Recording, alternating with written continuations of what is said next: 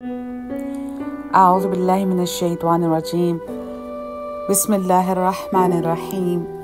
اللہم صلی علی محمد و آل محمد۔ امیر المؤمنین علی ابن ابی طالب علیہ الصلاۃ والسلام فرماتے ہیں،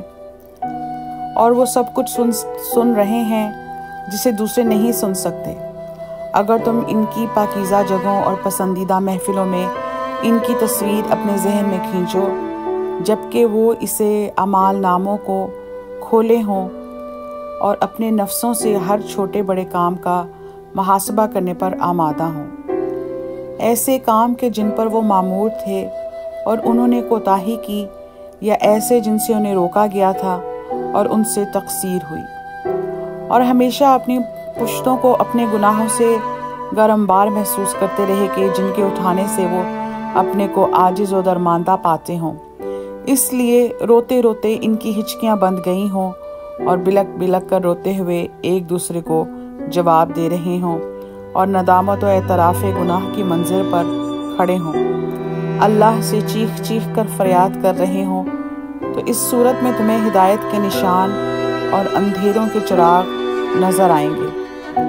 کہ جن کے گرد فرشتے حلقہ کیے ہوئے ہوں گے، تسلی و تسکین کا ان پر ورود ہو، آسمان کے دروازے ان کے لیے کھلے ہوئے ہوں، عزت کی مسندیں ان کے لیے مہیا ہوں،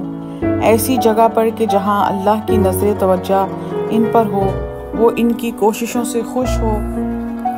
اور ان کی منزلت پر آفرین کرتا ہو، وہ اسے پکارنے کی وجہ سے عفو و بخشش کی ہواؤں میں سانس لیتے ہوں، وہ اس کے فضل و کرم کی احتیاج میں گروی ہوں،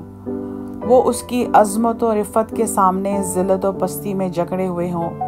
غم و اندوہ کی طویل مدت نے ان کے دلوں کو زخمی اور گریہ و بکا کی کثرت نے ان کی آنکھوں کو مجروح کر دیا ہو، ہر اس دروازہ پر ان کا ہاتھ دستک دینے والا ہے جو اس کی طرف متوجہ و راغب کرے، وہ اس سے مانگتے ہیں کہ جس کے جود و کرم کی پہنائیاں تنگ نہیں ہوتی اور ناخواہش لے کر بڑھنے والے ناامید پھرتے ہیں، پھر اپنی بہبودی کے لیے اپنے ہی نفس کا محاسبہ کرو، کیونکہ دوسروں کا محاسبہ کرنے والا تمہارے علاوہ دوسرا ہے۔ ایک اور خطبہ یہاں پیش ہے۔ بسم اللہ الرحمن الرحیم۔ یا ایھا الانسان ما غرک بربک الکریم، اے انسان تجھے کس چیز نے پروردگار کریم کے بارے میں دھوکہ دیا، کی تلاوت کے وقت ارشاد فرمایا، یہ شخص جس سے یہ سوال ہو رہا ہے جواب میں کتنا عاجز اور یہ فریب خوردہ عذر پیش کرنے میں کتنا قاصر ہے،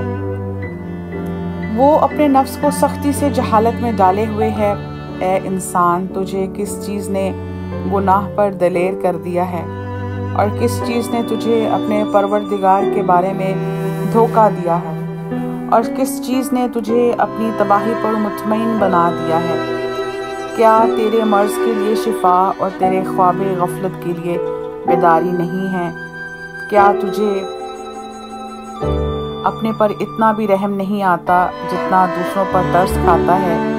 بسا اوقات تو جلتی دھوپ میں کسی کو دیکھتا ہے تو اس پر سایہ کر دیتا ہے، یا کسی کو درد و کرب میں مبتلا پاتا ہے تو اس پر شفقت کی بنا پر تیرے آنسو نکل پڑتے ہیں،